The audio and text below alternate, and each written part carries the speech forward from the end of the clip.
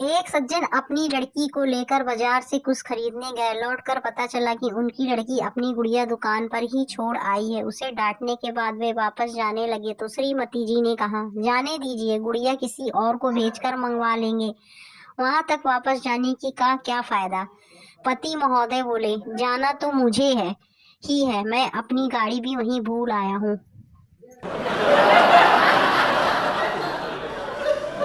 बच्चा दुकानदार से, अंकल मैगी दे दो। दुकानदार, 2 मिनट रुको। बच्चा, अंकल बनी हुई नहीं चाहिए, पैकेट दे दो, खुद ही बना लूंगा।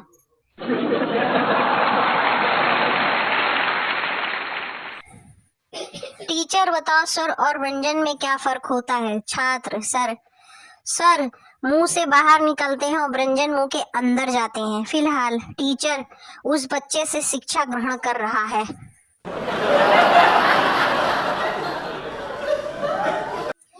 एक साहब जुड़वे बच्चे के बाप बने तो उस दिन की छुट्टी मांगने के लिए अपने ऑफिसर को फोन किया। ऑफिसर ने ठीक तरह से उनकी बात न सुनी। उसने पूछा, क्या आप इसे एक बार फिर से दोहराएंगे। नहीं जनाब, हरगिज नहीं।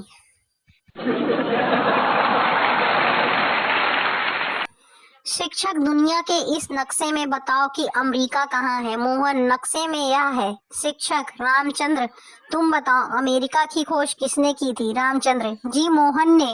ये देखो नक्शे और मोहन की तरफ इशारा करते हुए है।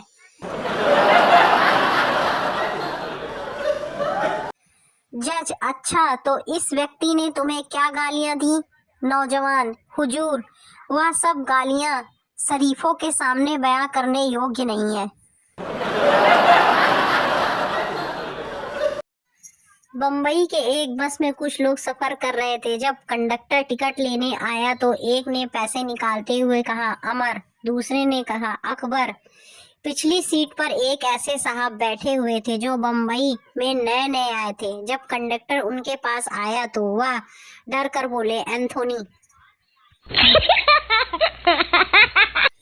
बेटे को जेल हो जाने पर माँ अपने बेटे से जेल में मिलने आती है। माँ, बेटा जेल में अपना ध्यान रखना। लड़का, चिंता मत करो माँ, यहाँ दिन में 3 बार मेरी उपस्थिति जांची जाएगी। मेरी खोने का कोई भय नहीं है।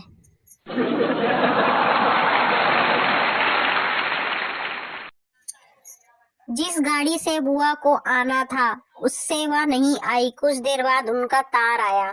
उसमें लिखा था, गाड़ी छूट गई, कल फिर इसी समय चलूंगी। तार की बात सुनकर रेणु रो पड़ी। अगर कल भी बुआ जी इसी समय पर चली तो गाड़ी फिर छूट जाएगी।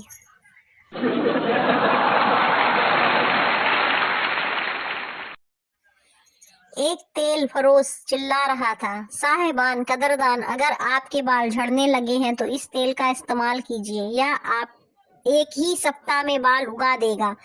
आदमी बोला, पूरी गारंटी है क्या। तेल वाला, जी हाँ, करीब 10 दिन पहले यह मैंने कंघी पर लगाया था और अब कंघी ब्रश बन गई है।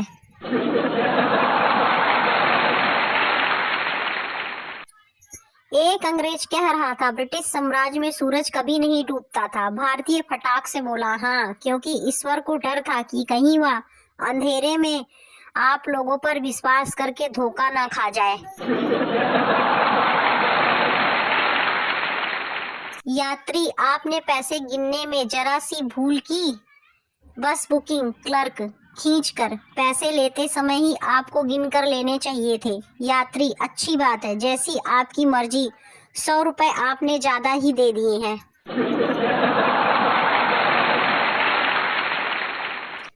शादी हमेशा मोटी लड़की से करनी चाहिए। यदि वो बेलन लेकर मारने के लिए दौड़े तो आप उससे तेज भागें।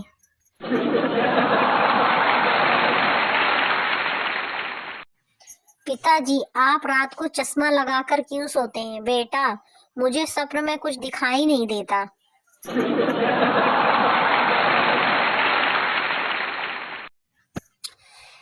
एक युवती, तुमने मेरे बेटे को क्यों मारा। मोटी युवती, उसने मुझे मोटी भैंस कहा।